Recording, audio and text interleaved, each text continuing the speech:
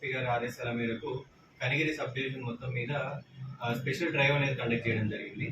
బేసిక్గా traffic violations మీద. ఇందులో మనం స్పెషల్గా ఫోకస్ చేసినవి ఏంటంటే helmetless driving, minor driving, triple riding and drunk and drive. వీటి మీద మనము టోటల్ ఇప్పటిదాకా 110 బైక్స్ సీజ్ చేయడం జరిగింది. వీటన్నిటికీ ప్రాపర్గా ఫైన్స్ ఇంపోజ్ చేసిన తర్వాత మాత్రమే మనం రిలీజ్ చేస్తాము.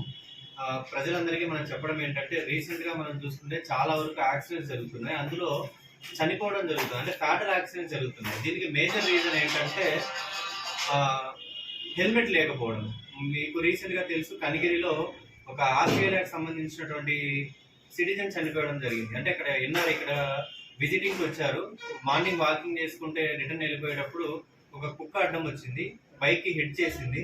బైక్ అదుపు తప్పి, అంటే కంట్రోల్ తప్పి రోడ్డు మీద పడితే ఇమ్మీడియట్గా హెడ్ ఇంజరీ అయి చనిపోవడం జరిగింది. దీనికి హెల్మెట్ ఉంటే అది మనం ప్రివెంట్ చేసి ఉండొచ్చేమో. సో ప్రజలందరికీ మన పోలీస్ వారి సైడ్ నుంచి విన్నపం ఏంటంటే, ఖచ్చితంగా మీరు ఇంట్లో నుంచి బయటకు వస్తే కంపల్సరీగా హెల్మెట్ పెట్టుకోండి. అది కూడా ISI మార్క్ ఉన్నటువంటి హెల్మెట్ పెట్టుకుంటే మనం సేఫ్గా ఉంటాము, మన ఫ్యామిలీ కూడా సేఫ్గా ఉంటుంది. మనం ఎన్ని స్పెషల్ డ్రైవ్స్ కండక్ట్ చేసినా ప్రజల్లో మార్పు రావాలా అనే కండక్ట్ చేస్తున్నాము. కాబట్టి ప్రజలందరూ దీన్ని గమనించి మీరు హెల్మెట్స్ పెట్టుకోవడము, ట్రిపుల్ రైడింగ్ లేకుండా చూసుకోవడము.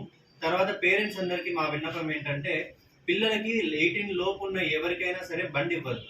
ఇస్తే మాత్రం రీసెంట్గా అమెండ్ అయినటువంటి మోటార్ వెహికల్ యాక్ట్ ప్రకారం 25,000 రూపీస్ ఫైన్ ఉంది. అట్ ది సేమ్ టైం ఎవరైతే ఆ పిల్లవాడికి బండి ఇస్తారో వాళ్ళ మీద కూడా 3 years అప్ టు పనిష్మెంట్ ఉంది. సో ఇంత చట్టం కూడా చెప్తా ఉంది కాబట్టి మీరు ఎవరు కూడా వైలేషన్స్ చేయకుండా ట్రాఫిక్ నిబంధనలు పాటిస్తూ మీరు నడవాలని చెప్పేసి మా మనవి. Thank you.